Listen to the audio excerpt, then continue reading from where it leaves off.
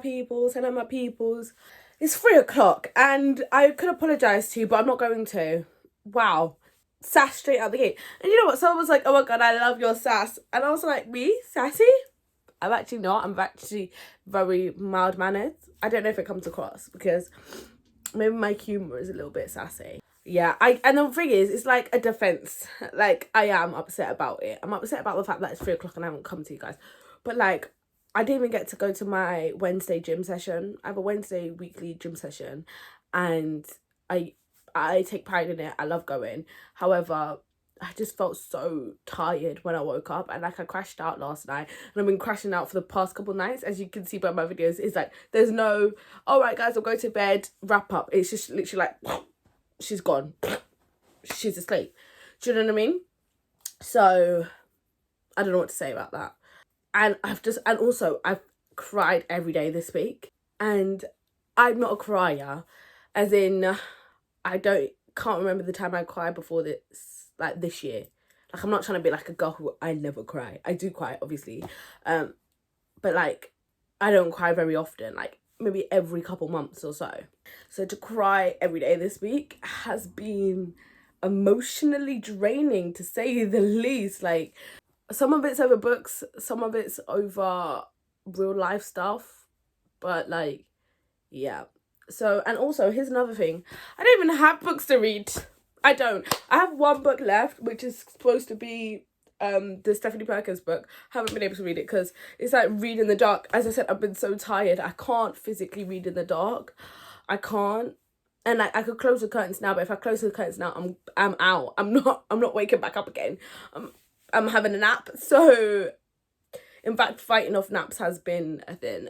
You know what I mean? I don't really know what to say, and I don't really know what to do. So far I have read Crater Lake, which was for the prompts, I think, Black on the Cover. I've read a thriller that was, oh my god, what was it? It was on day 1 or day 2. Crap. I'm not gonna have to go back and watch my other videos. What the hell? Give me 1 sec and then we'll do the wrap up. Okay, so far I've read Runtime, which I put for a thriller. I've read Crater Lake, which is for Black on the Cover. I've read Pumpkinheads, which is for Read in the Fall. I've read Something is Killing the Children, which is a graphic novel. I've also finished Sadie last night, and I also finished Lady Killers this morning. That's 6 books. What day are we on? I think we're on day 5. So, like, 6 books in 5 days is really good. And, like, 2 of them, granted, have been graphic novels, but, like, what does that even mean? I've read 6 books in 5 days. I mean, pat on the back for me. Like, I was even, and because I've been in a reading slump for so long, I was contemplating. I was like, am I going to be able to do this? Like, am I going to even hit all of the challenges? And yeah, I have, weirdly. So yeah, that's crazy. I haven't even come back to since I finished like the last chapter of the Lady Killer book. Oh gosh, rub my eye, dislodged my contact. There we are. Yeah, I finished Lady Killers. Well, I fell asleep listening to the last 10 minutes last night. So I re-listened to that this morning. And I really enjoy it. I don't know what else to add. It's just a book about lady killers throughout time. And actually, this is a good point. It's set historically. So the most recent one is like the early 1900s or whatever. And that's very intentional. And the author goes into why she intentionally chose to set it in the past. And I think it's kind of because it kind of gives the vibes. Well, I know what she said, but I don't want to, take exactly what she said. You're going to have to read it to find out. But I'll give you a bit of a rundown. And I think how I'll take it is like, kind of like how for me, Jack the Ripper is different to Ted Bundy, because not that the crimes were any less heinous, but the distance of time makes it slightly separated. Not that we shouldn't be any more sympathetic to the victims, but just that in terms of how you feel like Ted Bundy or Jeffrey Dahmer, I can't engage in anything to do with them because it's just sad and spooky and creepy and upsetting.